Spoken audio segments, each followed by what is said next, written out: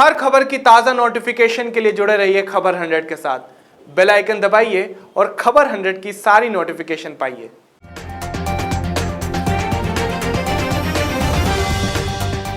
नमस्कार, मैं हूं तुषार और आप देख रहे हैं खबर 100। आइए रुख करते हैं आज की खबरों की ओर, पर उससे पहले एक नजर आज की हेडलाइंस पर। वायुसेना की ताकत बढ़ाएंगे 83 तेजस विमान, 48,000 करोड़ रुपए के स्वदेशी रक्षा खरीद होने को मंजूरी। आरबीआई ने किया कार्य समूह का गठन, डिजिटल ऋण गतिविधियों के सभी पहलुओं का होगा अध्ययन। प्रधानमंत्री मोदी 16 जनवरी को लॉन्च करेंगे कोरोना टीकाकरण अभियान, कोविन ऐप की भी होगी शुरुआत। दिल्ली के सीएम का बड़ा ऐलान, केंद्र ने नहीं दी तो हम फ्री में उपलब्ध करवाएंगे कोरोना वैक्सीन।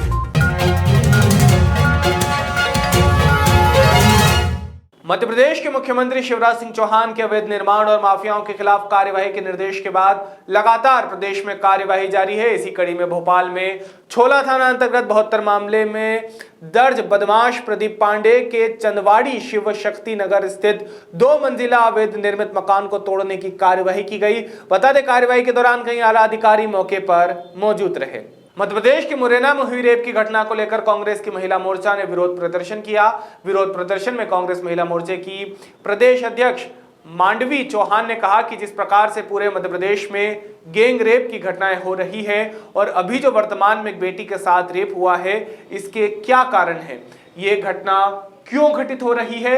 इसी के साथ उन्होंने मुख्यमंत्री शिवराज सिंह चौहान पर आरोप लगाते हुए कहा कि जब से शिवराज सिंह चौहान मुख्यमंत्री बने हैं तब से ऐसे मामले निरंतर बढ़ते जा रहे हैं। मध्य प्रदेश सीधी जिले में एक हमारी बहन के साथ गैंगरेप की घटना घटती है और ऐसी जो घटना निर्भया जैसी घटना है जो देखने में सुनने में भी रोंगटे खड़े हो रहे हैं। मध्य प्रदेश में भाजपा की सरकार है। शिवराज सिंह चौहान अपने आप को बहनों के भाई बोलते, भांजियों के मामा बोलते हैं और उनके शासनकाल में इस तरीके की दरिंदी के साथ गैंगरेप की घटना घटी है। एक सीधी में घटी है, दूसरी घटना कल हमारे खंडवा जिले में हुई है। जो 12 साल की बच्ची के साथ रेप होता है उसका भी गला घोंट दिया जाता है। आपने पढ़ा होगा भास्कर में, आपके न्यू मार्केट में भी चैन खींची गई है। तो ये भाजपा की सरकार में शिवराज सिंह चौहान इन सब चीज़ों की अनदेखी क्यों कर रहे हैं। जब हमारी 15 महीने की सरकार थी तो रोज़ सड़कों पे उतरते थे और बहनों बेटियों की बातें करते थे। आज लगातार इनकी सरकार में बेटियों की बात करें या माताओं की बात करें, रेप गैंगरेप की घटनाएं घट रही हैं। और ये कहाँ है यहाँ शिवराज सिंह चौहान और नरोत्तम मिश्रा जी। मैं इनसे पूछना चाहती हूँ कि आप सुरक्षा करिए, अगर सुरक्षा नहीं दे सकते हैं बहनों की बेटियों की तो आप इस्तीफा दीजिए, क्योंकि पूरे मध्य प्रदेश में ये हालात है कि हर बहन बेटी अपने घर से बाहर निकलने में असुरक्षित महसूस कर रही है। आप प्रशासन को ढील दे के रखिए, प्रशासन को टाइट करिए, नहीं तो अपने पदों से आप इस्तीफा। देखिए, भाजपा कहती कुछ है, करती कुछ है और यही भाजपा का चाल चरित चेहरा है कि ये सिर्फ महिलाओं को बचाने की और सिर्फ योजनाएं बनाने के काम करते हैं, बाकी धरातल पे इनका कुछ भी नहीं है। उज्जैन में अखिल भारतीय विद्यार्थी परिषद के कार्यक्रम में पहुंची भोपाल सांसद प्रज्ञा सिंह ठाकुर ने अपने बयान में कांग्रेस पर जमकर निशाना साधा और पूर्व मुख्यमंत्री दिग्विजय सिंह के नाथूराम गोडसे को आतंकवादी कहने वाले बयान पर पलटवार करते हुए अपने बयान में नाथूराम गोडसे को देशभक्त बताया और भगवान राम को मुस्लिम समाज का पूर्वज भी कहा। इसी के साथ भोपाल सांसद ने कई बातें कही। आइए आपको भी सुनाते हैं कि प्रज्ञा सिंह ठाकुर ने अपने बयान में और क्या कहा। उपद्रवी हैं हम तो अपने आराध्य प्रभु राम, हमारे आदर्श प्रभु राम, राम राष्ट्र जिनका मंदिर बनने वाला है, प्रारंभ हो चुका है अयोध्या में, हम उनके लिए, उस मंदिर के लिए अपनी भावना संकलित कर रहे हैं, अर्थ संकलित कर रहे हैं। कोई भ्रष्टाचार नहीं कर रहे हैं, न कांग्रेस जैसा किसी प्रकार का भ्रष्टाचार करके हम कुछ भी निर्माण कर रहे हैं। हम तो जन जन की भावनाओं को संकलित करके, उनका सहयोग, उनकी भावनाओं को इकट्ठा करके और राम मंदिर बनाने वाले हैं। उसके लिए हम धन संग्रह करने के लिए गए और इन लोगों ने जिस प्रकार से उपद्रवियों ने, विधर्मियों ने जो कलुषित मानसिकता रखते हुए और हमारे इस कार्यक्रम का विरोध किया है, उनके लिए कठोर कानून बनना ही चाहिए। नहीं तो ये पूरे देश में सांप्रदायिक सद्भावना बिगाड़ने का प्रयास कर रहे हैं और अगर ये कानून में शिथिलता रहती है या नहीं बनता है तो मुझे लगता है कि देश में विघटनकारी शक्तियां प्रबल होंगी और ये देश को नुकसान होगा। इसलिए ऐसे उपद्रवियों के लिए, विधर्मियों के लिए कानून बनना ही चाहिए। लेकिन दीदी कुछ लोग हैं मुस्लिम समाज के, वो भी अभी चाह रहे हैं कि वो जो चंदा इकट्ठा कर रहे हैं वो भी अपनी तरफ से चंदा देना चाह रहे हैं। कितना उनका आप स्वागत कर रहे हैं? मुझे ऐसा लगता है ये तो जो कर रहे हैं अच्छा है। ये भगवान राम की भूमि है और अगर वो करते हैं तो उनके पुरखे भी प्रभु राम ही रहे हैं, उनके आराध्य भी प्रभु राम ही रहे हैं। किसी लोभ मोह के कारण या किसी परिस्थिति के कारण उनके पुरखे जो मुस्लिम हो गए हैं, तो अगर उनको श्रद्धा रखते हैं और देते हैं तो हमें कोई समस्या नहीं है। परंतु जिस प्रकार से ये लोग विरोध कर रहे हैं, इनको छोड़ना नहीं चाहिए, इनको कानूनन दंड दिलवाना ही चाहिए, कानून कठोर बनना चाहिए। और नहीं तो जिस प्रकार से पूरे देश में ये उपद्रवी अपना तांडव दिखाएंगे वो संभाले नहीं संभलेगा। 15 महीने के कांग्रेस के शासनकाल में इनके बहुत हौसले बढ़ गए थे, उनको पस्त करने के लिए माननीय शिवराज जी बहुत अच्छे कदम उठा रहे हैं। दीदी एक आखिरी सवाल, कल जो राजगढ़ में दिग्विजय सिंह ने जिस तरह से आतंकी कहा है, क्या कहना? गोडसे को उन्होंने पहला आतंकी कहा है हिंदुस्तान का, क्या कहना? देखो ऐसा है, गोडसे को पहला कांग्रेस ने देशभक्तों को हमेशा से गालियां दी हैं। भगवा आतंक तक कह दिया है उसने। इससे ज्यादा निकृष्टता उसकी और क्या होगी? इससे ज्यादा मुझे कुछ नहीं कहना। आज केंद्र के कृषि कानून पे भी रोक लगा दी गई है। बिल्कुल, देखो ये नियम कानून है, देश के लिए है और जो भी प्रक्रिया चल रही है वो प्रक्रिया चलेगी और उसमें देश सब देखेगा, जो उचित होगा निर्णय वही होगा। रतलाम रेलवे जीआरपी थाना क्षेत्र के निवासी मोहम्मद अमीर शेख ने रेलवे जीआरपी को अपने 4 पहिया वाहन चोरी होने की सूचना अगस्त महीने में दी थी, लेकिन सूचना मिलने पर पुलिस जब मौके पर पहुंची तो घटनास्थल और मोहम्मद अमीर शेख के बयान से संदेह उत्पन्न हुआ। पुलिस ने इस मामले में सीधे एफआईआर दर्ज करने की बजाय जांच की बात कही। मोहम्मद आमिर ने रेलवे जीआरपी पुलिस की शिकायत सीएम हेल्पलाइन में कर दी। वहीं जिले के एसपी को भी जीआरपी द्वारा एफआईआर दर्ज नहीं करने की शिकायत की गई। जांच में जब पूरे मामले का खुलासा हुआ तो मांजरा कुछ और ही बनता दिखता आया। फरियादी ही आरोपी निकला।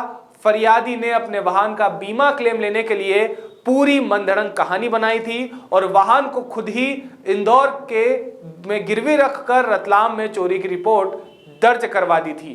पुलिस ने वाहन जब्त कर लिया है और आरोपी मोहम्मद आमिर को गिरफ्तार कर लिया है। किस तरह से आपकी गिरफ्त में आया है और उसने आपकी आने के बाद क्या खुलासा किया? मेरे यहाँ शिकायत करने आया था ये कि मेरी तूफान गाड़ी चोरी हो गई। तो घटनास्थल इसने ऐसा बताया जहाँ मुझे शंका हुई। ये सिटी क्षेत्र में गया था, वो सिटी क्षेत्र से वहाँ की भी पुलिस आई तो उन्होंने कहा रेलवे का क्षेत्र है।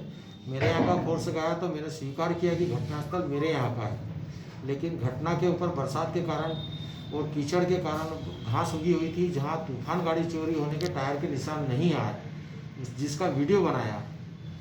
और जो इसने मुझसे कहा कि मैं माँ की दवाई लेने के लिए जा रहा हूँ, तो घर से इसका मेडिकल कम से कम 100 मीटर दूरी पे होगा। वहाँ न जाते हुए 500 मीटर दूरी पे गया गाड़ी लेकर, इसलिए मुझे इस पर शंका हुई। उसकी मैंने छानबीन करी तो मैंने इसकी एफआईआर नहीं लिखते हुए मैंने इससे कहा कि मुझे आप आवेदन दीजिए। जो इसने मुझे आवेदन नहीं दिया और वकील के माध्यम से वरिष्ठ अधिकारी को शिकायत करके इसने कहा कि मेरी रिपोर्ट नहीं लिख रहे हैं। उसका मैंने सिद्ध किया। फिर सिटी एसपी के पास में आवेदन दिया, वहाँ इसके विरोधाभास मेरे यहाँ घटनास्थल पहली बार में इसने बताया कि मेरी गाड़ी 15 मिनट में चोरी हो गई, मैं दवाई लेना। दूसरा आवेदन इसने बताया कि 24 घंटे बाद मेरी गाड़ी चोरी हुई, जिसमें कि मेरी गाड़ी खराब हो गई थी। मुझे और शंका हुई उसके अंदर, तब जाके मैंने और छानबीन, फिर इसने सीएम हेल्पलाइन में शिकायत की।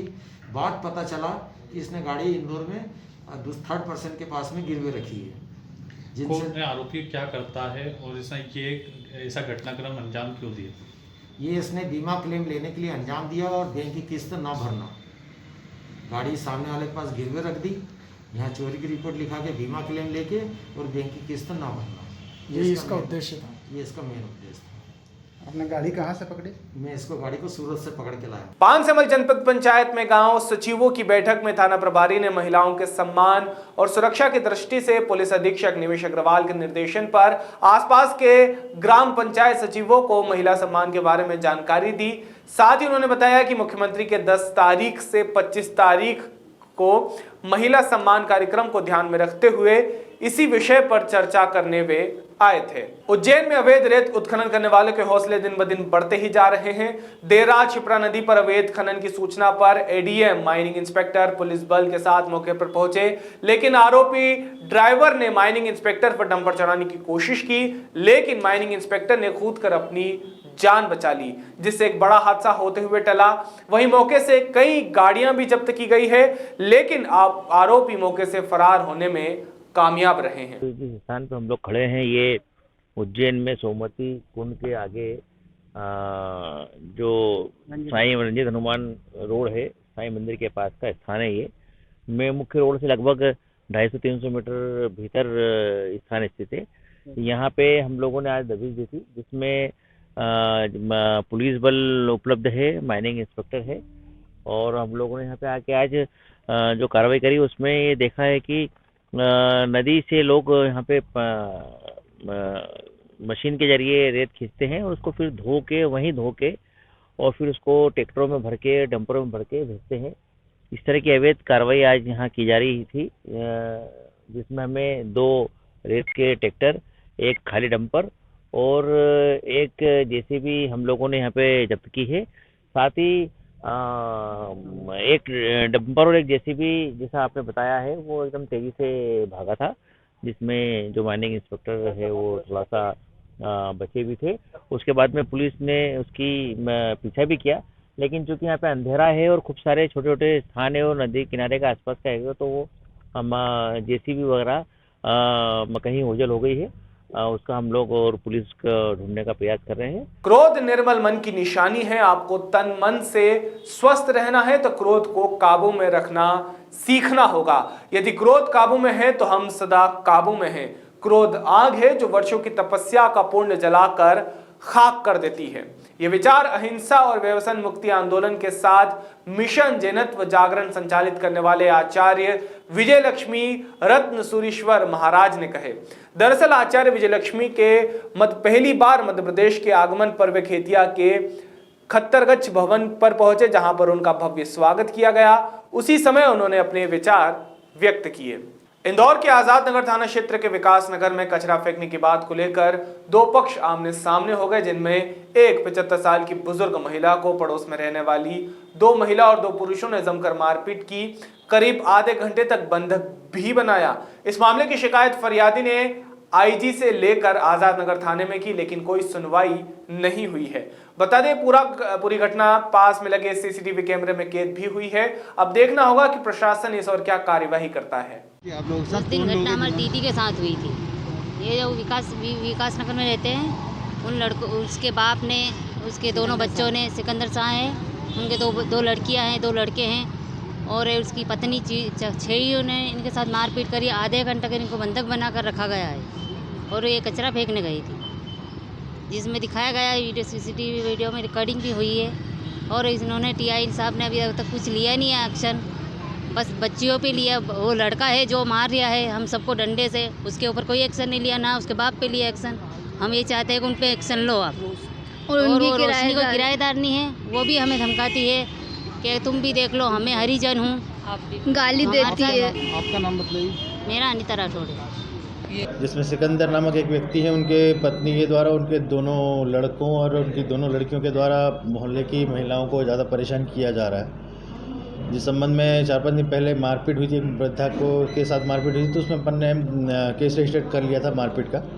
और आज मोहल्ले की महिलाओं के द्वारा सामूहिक रूप से एक आवेदन दिया गया है, जिसमें उनके द्वारा काफ़ी उन्हें परेशान किया जा रहा है।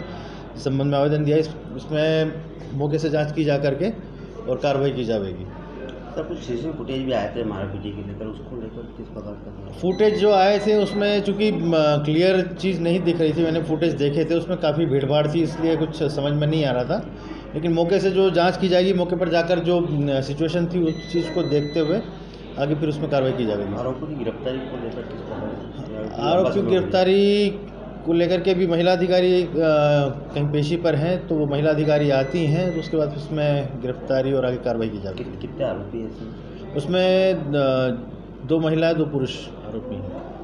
श्री राम जन्मभूमि तीर्थ क्षेत्र निधि समर्पण महाअभियान के नगर प्रभारी दिनेश बड़गुजर ने बताया कि 14 जनवरी मकर संक्रांति के दिन निधि समर्पण का शुभारंभ किया जाना है, जिसमें हिंदू समाज की सहभागिता लेकर राम मंदिर में निधि समर्पण का सहयोग लेकर भव्य मंदिर निर्माण किया जाएगा। समर्पण निधि कब से शुरू होने वाली है? समर्पण निधि हमारा 14 तारीख से शुरू होने वाला है। समर्पण निधि का अभियान वो 1 माह तक चलेगा, इस 14 से अगली 14 तक, जिसके अंतर्गत कि हमने ये प्रण लिया है, जिस प्रकार राम जी ने 14 वर्ष का वनवास किया था और उसके बाद हमारे जन जन को एक नया मार्गदर्शन दिया, उसी प्रकार उन राम जी के लिए हम 1 माह का पूरा समय देने वाले हैं, जिसमें कि हम घर घर जाके जो जितना मन से जिस भी हिसाब से जितना भी सहयोग देना चाहे वो सहयोग हमको इकट्ठा करना है राम मंदिर अभियान के लिए, राम तीर्थ अभियान के लिए। धन्यवाद भाई साहब, जय श्री राम। बुधवार को कसरावत में गवली समाज संगठन के सदस्यों ने रैली निकालकर आरोपियों को कड़ी से कड़ी सजा देने की मांग की और ज्ञापन भी सौंपा। बता दें, संगठन के कार्यकर्ताओं ने एसडीएम कार्यालय पहुंचकर नायब तहसीलदार राहुल सोलंकी को मुख्यमंत्री शिवराज सिंह चौहान के नाम ज्ञापन सौंपा और हैवानियत की घटना करने वाले आरोपियों को फास्ट ट्रैक में केस के माध्यम से जल्द सजा देने की मांग की है। गौरतलब है कि पिछले दिनों खंडवा जिले के जामुनिया गांव में एक 50 वर्ष के बुजुर्ग ने दुष्कर्म के बाद बालिका को मौत के घाट उतार दिया था। अब इसी घटना का विरोध करते हुए कड़ी से कड़ी सजा देने की मांग की जा रही है। देखिए साहब, अभी जितनी भी योजनाएं हैं वो तो केवल हम अभी धरातल पर पूरी तरह नहीं देख पा रहे हैं, क्योंकि इतना योजनाओं के बावजूद भी शासन प्रशासन की इतनी सारी योजनाओं को लागू करने के बाद भी इस प्रकार की हैवानियत दिन प्रतिदिन बढ़ती जा रही है। और जैसा कि अभी आज जामिया में भी 11 तारीख को जो घटित घटना हुई है, उससे सारा ये अनुमान अभी और ये हो रहा है कि सारा इतनी व्यवस्थाओं के बावजूद भी ऐसे दरिंदे लोग आज भी हमारे समाज में पनप रहे हैं। मेरा ये निवेदन है, आपके माध्यम से भी ये कहना चाहता हूँ कि ऐसे लोगों को सजाए मौत होना चाहिए, ताकि बाद में ऐसा व्यवहार करने वाले डरें। अभी हम लोग इन चीज़ों पर नहीं जा पा रहे हैं, इस कारण जो है लोग दिन पर दिन ऐसे हैवानियत करते जा रहे हैं और लड़कियों के साथ बलात्कार। हमारे देश और प्रदेश के मुखिया भी बेटी बचाओ बेटी आंदोलन और भांजियों के नाम से सारे काम कर रहे हैं, किंतु उसके बावजूद भी ऐसी हैवानियत हो रही है, तो कहीं ना कहीं शासन और प्रशासन की थोड़ी बहुत लापरवाही हो रही है। अभी के लिए केवल इतना ही। बाकी ताज़ा खबरों के लिए जुड़े रहिए खबर 100 के साथ, जनता की बुलंद आवाज। हर खबर की ताज़ा नोटिफिकेशन के लिए जुड़े रहिए खबर 100 के साथ। बेल आइकन दबाइए और खबर 100 की सारी नोटिफिकेशन पाइए।